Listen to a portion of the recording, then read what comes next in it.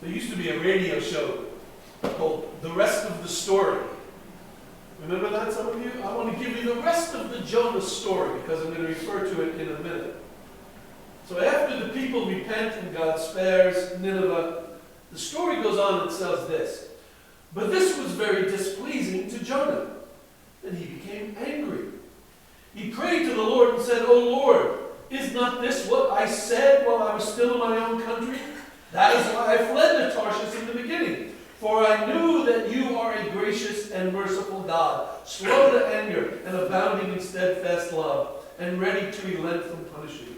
And now, O Lord, please take my life from me, for it is better for me to die than to live. And the Lord said, is it right for you to be angry? Then Jonah went out of the city and sat down east of the city and made a booth for himself there and sat under it in the shade, waiting to see what would become of the city. The Lord God appointed a bush and made it come up over Jonah to give him shade over his head, to save him from his discomfort. So Jonah was very happy about the bush. But when dawn came up the next day, God appointed a worm that attacked the bush so that it withered. When the sun rose, God prepared a sultry east wind, and the sun beat down on the head of Jonah, so that he was faint and asked that he might die. He really had a death wish. He said, it is better for me to die than to live. But God said to Jonah, is it right for you to be angry about the bush? And he said, yes, angry enough to die. Then the Lord said, you are concerned about the bush for which you did not labor and which you did not grow. It came into being in a night and perished in a night. And should not I be concerned about Nineveh, that great city, in which there are more than 120,000 persons who do not know their right hand from their left, and also many animals? Let us pray. Father, we thank you for your holy and inspired word. Please bless our understanding of it to your glory. In Jesus' name we pray. Amen. Little side note about that story. When I was in the hospital a few years ago, some of you may remember I was very, very sick. And I had tubes all over me, and I couldn't even drink water for almost 3 weeks. And it was a real horror show. But there was a little recliner chair next to the bed. And I was able, in spite of all the tubes and things, to shimmy out of the bed to sit in that reclining chair, just to be somewhere other than the bed. And one day, I woke up and they had taken the chair away. And the nurse came in to see how I was doing, and I said, you took my Jonah chair. She said, your what? And I explained the story of Jonah in the bush. The next day, the chair was back. I was invited by a friend recently to have lunch at the Harvard Faculty Club in Cambridge. The last time we were together was last July, when I was teaching and he was a student at the University of Oxford Summer School of Theology. An alumnus of Harvard, he now serves as a chaplain at MIT, and he and I have much in common, including a very keen interest in Christian apologetics and philosophy. What he didn't know, however, until our luncheon, was that thanks to the Boston Theological Institute, many years ago, I was also a student at Harvard. I told him that it was under the tutelage of Professor Arthur Dyke that I first became interested in the study of ethics and moral philosophy. Arthur Dyke recently died, by the way, well into his later years, a wonderful man. He was a specialist in bioethics, but he opened up a whole new world to me because I was a biblical studies major, Old Testament, in fact. And in Old Testament, we studied law. We studied Torah, as well as history and poetry and prophecy. Philosophy and ethics ethics and moral reasoning, they weren't inconsistent with my studies, but in many ways they seemed irrelevant to my studies. That was until I remembered that the primary reason for me to go to seminary was not to become a biblical scholar, but to become a pastor. And I knew that I would have parishioners who were under my care one day, who would in fact be faced with moral decision-making. And my job would be to help them avoid moral tragedy. The simple definition of a moral tragedy is when the result of a moral decision leads to unresolved guilt on the part of the moral agent. So it's important to try to avoid moral tragedy. So I was determined then to make the most of my time at Harvard, and I soon found myself immersed in the study of Western philosophy, from the foundational thinking of Socrates and Plato and Aristotle to the church fathers and the pedagogy of the medieval scholastics and the humanism of the Enlightenment and the scientism of the modern era and the cynicism of post-modernity. My long-suffering wife was subjected to large doses of the just war tradition and also the minefield of palliative care. Until one day she just pronounced, "I think someday you're going to teach ethics." And of course she was right. But her prescience notwithstanding, neither of us imagined that I would come back to Gordon Conwell to occupy a chair in business ethics. And as some of you know, in my current role, I write and teach extensively on everything from macroeconomic systems and workplace harassment and corporate governance and sovereign debt.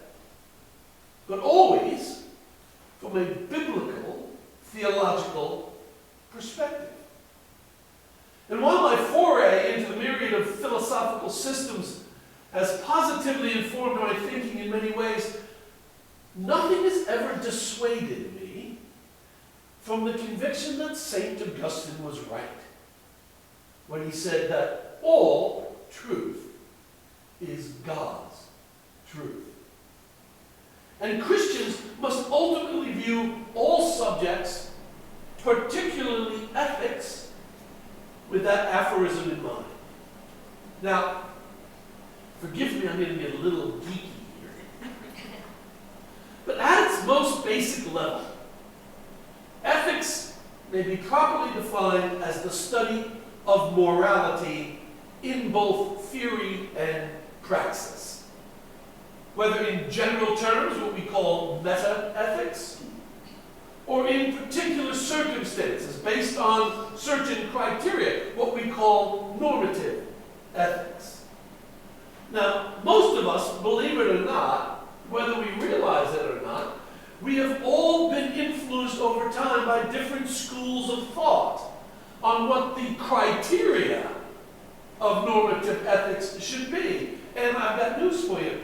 Those criteria very often contradict each other, which makes ethical discernment quite challenging. For instance, the consequentialist or utilitarian view that you are all very familiar with, whether you've heard those terms or not. They're given to us by John Stuart Mill and Jeremy Bentham and others. And according to this view, the morality of a decision or an action is based on the anticipated result of that decision or action. It seeks to quantify the highest good for the greatest number, thereby reducing all ethical considerations to a pleasure-paying calculus. Now, look, there are logical benefits to that approach, but it's not without its limitations. What happens, for instance, when it's impossible to accurately predict the outcome of a decision or an action? Utilitarianism isn't very helpful then. Or what about when other ethical considerations are brought to bear?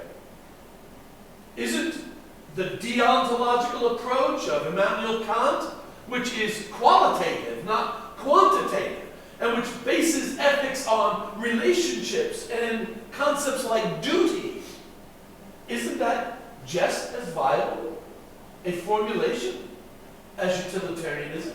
And what happens when those two things collide? Professor Dyke used to give us a wonderful thought experiment. He said, imagine you're the captain of a ship that goes down, and you're on a lifeboat. And the lifeboat will only sail with a maximum of 12 people. There's you and 12 other people on that lifeboat, 11 of whom are Old Noble laureates. And the 12th is your 89-year-old mother. Well, to the consequentialist, that's easy. Grandma, she's got to go. But to a deontologist, you can't throw your 89-year-old mother overboard. You can't do it. It's a non-starter. So what do? Well, that's a pretty good thought experiment. And it's an indication of what we face when we have complex ethical decisions to make. And similarly, you can contrast, for instance, a very popular, I'm sad to say, idea of ethics known as ethical egoism. This is the ethics of Ayn Rand and Milton Friedman. And it posits that the highest good of all is achieved when individuals seek their own highest good. Well, compare that to the virtue ethics of Aristotle or Aquinas, which is predicated on the belief that human beings are actually capable of upholding universally held beliefs, virtues, by exercise of reason and wisdom. And it doesn't always mean looking after yourself first. See, these are diametrically opposed views of ethics. And all of them, believe it or not, have permeated our collective consciousness. Even if we don't think of it in geeky ways the way academics do. And I have to say that as an academic, I love the complexities and the nuances of moral reasoning. But as a practitioner, as a pastor, as a parent and grandparent, as a member of a congregation, my fear is that due to this lack of consensus in the area of ethics, and due to the secularization of Western culture, I think we're left with a moral vacuum. And that is a problem. Because when there's a moral vacuum, two things happen. Radical relativism or legalism. People want legal solutions to what are actually fundamentally moral problems. The problem is law and ethics aren't the same thing. In fact, I would suggest to you that we defer to law when ethics fail. We defer to law when ethics fail. So the first line of defense against moral turpitude has got to be sound moral reasoning. So, one might reasonably ask, what does that look like? Where do we go for sound moral reasoning? Well, traditionally here in the West, it has been the church, at least since the dawn of the Common Era, that has been responsible for teaching ethics, for upholding standards of moral conduct. And that's true whether we're talking about government or the guilds or the professions and the church itself, in spite of the failures of the church in many ways. The church has been the guardian, and we have inherited the responsibility of being the guardian of moral theory and praxis. And here's why. It's because of our claims of authority. First, that we are the guardians of apostolic teaching. And second, we believe in the efficacy of Holy Scripture. Yes, the Bible is the ultimate court of appeal in all matters of faith and practice. But here's where it gets sticky. Because much of what the Bible has to say about ethical conduct is more implicit than explicit. And when it's set against the cacophony of the other voices I mentioned earlier, one would reasonably ask the question, how do you define Christian ethics? Well, a lot of really good books have been written that try to answer this question, some of them from very close friends and colleagues. But let me give you the simple answer that I give my students, and I think it's a good filter to use whenever we are faced with ethical dilemmas. And that is this: any ethical decision or action that reflects the being, the nature, and the character of God is by definition Christian ethics. Let me say that again. Any ethical decision or action that reflects the being, the nature, and the character of God is by definition Christian ethics. And that is true regardless of your preference in terms of motives or the traditional schools of thought or their motifs. And that's because each one of those schools of thought, each one of those motifs is limited. It's permeable. It's imperfect.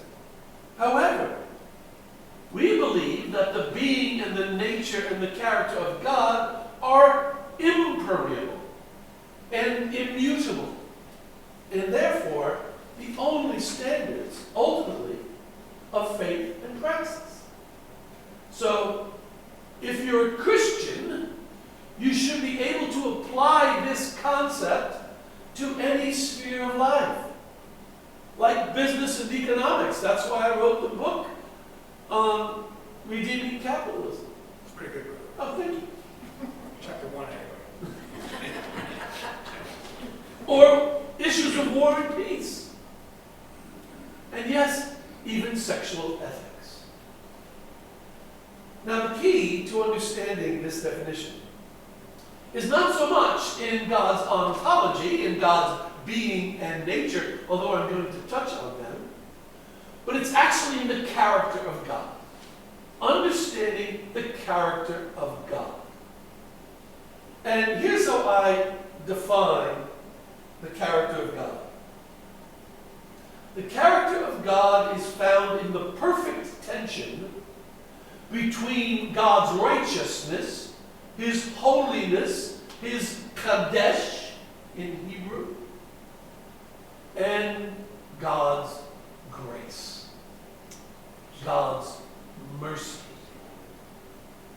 God's charis in Greek. Because these two poles, and by the way, my daughter and I are actually thinking about getting tattoos. I've never had a tattoo. And I said, I'll get a tattoo if we get matching tattoos. And she said, okay. I said, I want one to say Kadesh and the other to say Charis. Because we live in that tension. We exist in that tension. And I promise you, if I get it, I won't show it to you. But these two poles do provide us with both the aspirational desire, and I would say obligation, to do our best to emulate the divine, on the one hand, while simultaneously acknowledging, on the other, our inability as fallen human beings to do it perfectly. And they also provide us with a model for how we're to deal with our fellow creatures, whom we easily judge and, like Jonah, begrudgingly forgive. Or as the author Stephen M.R. Covey famously quipped, remember this one, folks, it's a beauty. We judge ourselves by our intentions and others by their behavior. Boy, that is really true.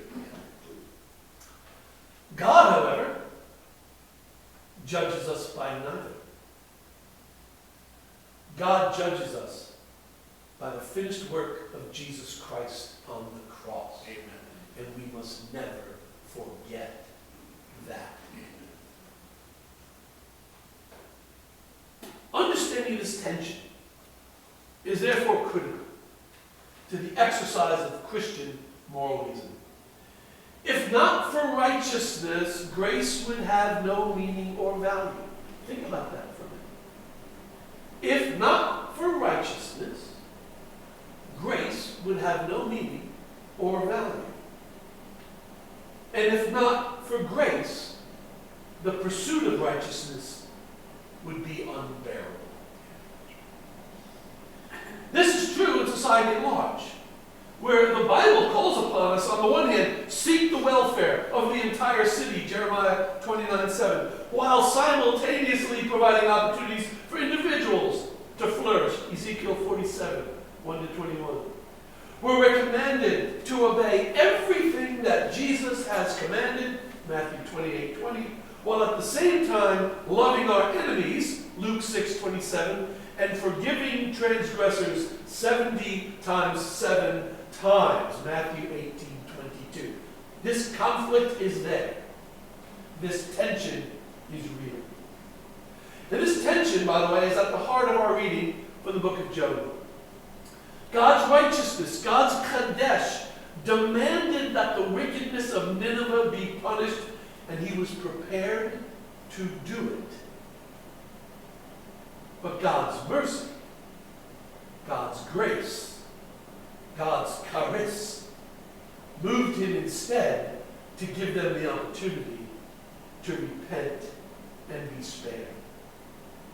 So he sent Jonah to preach repentance. And the story of Jonah is the story of somebody who didn't want to do it. He didn't want to do it. He was trying to escape it. He went on that boat in Joppa in order to go to Tarshish because he thought he could run away from God. But of course, he couldn't. But the question is, why didn't he want to do it? Well, I think we get that from the 4th chapter. Jonah wanted Nineveh to be punished. Jonah wanted the people of Nineveh to feel the wrath of God. Boy, how often are we like Jonah? How often do we forget the charis of God and hang on to Kadesh for other people? Not so much for ourselves. We want the charis for ourselves, but we want the Kadesh for them. He's angry at God because he knew that God would spare them. And God then teaches him this lesson. And in the lesson about the bush and the shade, we learn why God spared them in that little story. So, the bush comes up, the bush goes away, Jonah's upset, and God says, how'd you like them apples? That's not the best translation. But you're sad about losing this stupid little bush that you had nothing to do with its creation, nothing to do with sustaining it. You weren't invested at all in that bush, and you're upset. How do you think I felt about the prospect of destroying the city of Nineveh? Do you think I wanted to destroy Nineveh? Do you think I wanted to annihilate an entire civilization that I created, that I nurtured, that I sustained, but which was lost and headed down a road to perdition? No. I wanted to spare those people because I love those people. God spared Nineveh because the nature of God is love. God is love.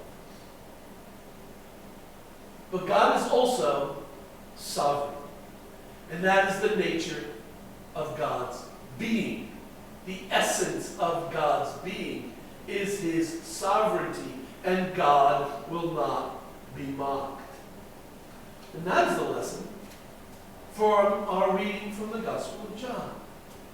You've heard these words many times. For God so loved the world that he gave his one and only Son, that whoever should believe in him would not perish but have eternal life. God did not send his Son into the world to condemn it, but to save it through him. Now, unfortunately, we all stop there. We like that. That's awesome. Let's just stop there. However, the gospel doesn't stop there. There's a great big but coming. But, even though that's true, the verdict on humanity is this: that light in the person of Jesus Christ and his teachings has come into the world. But people loved darkness instead of light because their deeds were evil. Anyone who does evil hates the light and will not come into the light for fear that their deeds will be exposed. But whoever lives by the truth comes into the light, so that it may be seen plainly that what they have done has been done in the sight of God. What then do we do with this tension? How do we square this circle? While wrestling with the commandment of God to be holy because God is holy, Leviticus 27, on the one hand, or to be merciful and non-judgmental, Matthew 7:1, on the other. How do we speak truth in love, while at the same time upholding biblical moral standards of faith and practice? In short, how do we do Christian ethics? It's one thing to think about Christian ethics. How do we do Christian ethics? Well, I'm going to offer you two brief suggestions, one from the Roman Catholic tradition, the other from the Calvinist tradition. The first is the Roman Catholic principle of subsidiarity that gives responsibility for moral and social action to entities with the most local agency, working from the inside out, or even if you prefer from the bottom up. It encourages individuals, families, churches, communities to adopt for themselves the moral basis for their actions. It requires no legislative agenda or government mandate, and it's catalytic in nature. It spreads in much the same way the gospel itself spread across the Roman Empire. Because according to this approach, the tenets of the Christian faith are irresistible to those whose hearts are open to it. And likewise, Christian ethics. And the second is the Kuyperian neo-Calvinist principle of sphere sovereignty that gives responsibility for moral and social action to denizens of particular spheres of influence, whose existence is seen as ordained by God and subject ultimately to God's suzerainty. This is more of a top-down approach. It encourages leaders to promote virtuous behavior and ethical practices through education, reward systems, and by personal example. I do not have a preference for either of those systems. In fact, I think they're both really useful. The problem is, we aren't using either of them in most cases. I would contend that it is absolutely paramount for Christians to take seriously our responsibility to bring ethics back into the public square, beginning with the church itself. Because I'm afraid to say that, again, in my humble opinion, the church has too often allowed itself to be conformed to the patterns of this world, when in fact we are told we must be reformed by the renewing of our minds. Romans 12:2. It sounds paradoxical, but in order for the church to be relevant to the culture around us, we must at times be countercultural in our beliefs and our actions. And if you don't believe me, there's only 18 people in this building right now. And there's several thousand out there who don't know why we got out in the cold to be here. Make no mistake, it takes a lot of courage to be countercultural. But I believe the stakes are very high if we don't. As I was preparing this sermon, I was reminded of a scene from The Lion, the Witch, and the Wardrobe. I just bought the children's version of that book from Milo. C.S. Lewis, of course, wrote that wonderful book. And there's a scene in there when one of the children first learns of Aslan's existence. Is he a man? Asked Lucy. Aslan? A man? Said Mr. Beaverly sternly. Certainly not. I tell you, he is the king of the wood and the son of the great emperor beyond the sea. Don't you know who is the king of the beasts? Aslan is a lion. The lion. The great lion. Ooh, said Susan. Is he quite safe? Safe? Said Mr. Beaver. Who said anything about safe? Of course he isn't safe. But he's good. God isn't always safe. But God is always good. So yes, I believe it's quite possible, even essential, for us to speak frankly but graciously about ethical issues, including sexual ethics and questions around science and technology, including biomedical ethics and artificial intelligence, and racism and anti-Semitism and Islamophobia and sexism and political extremism and economic injustice. I think we must speak into all of those spaces. Especially when evil is emanating from within our own camp. And sometimes we're going to have to do it in the face of those who would seek to give a heckler's veto in the form of political correctness or the stifling of free speech because they don't want to hear what the Bible has to say about these things. But here's something we must remember as well. Being guardians of ethics and speaking truth in love must always be conducted without even a hint of malice or judgment or self-righteousness. Instead, we must always conduct ourselves with grace, humility, and most of all, love. Remembering the words of the prophet Micah who said, God has shown you, O mortal, what is good. And what does the Lord require of you? To act justly, to love mercy, and to walk humbly with your God.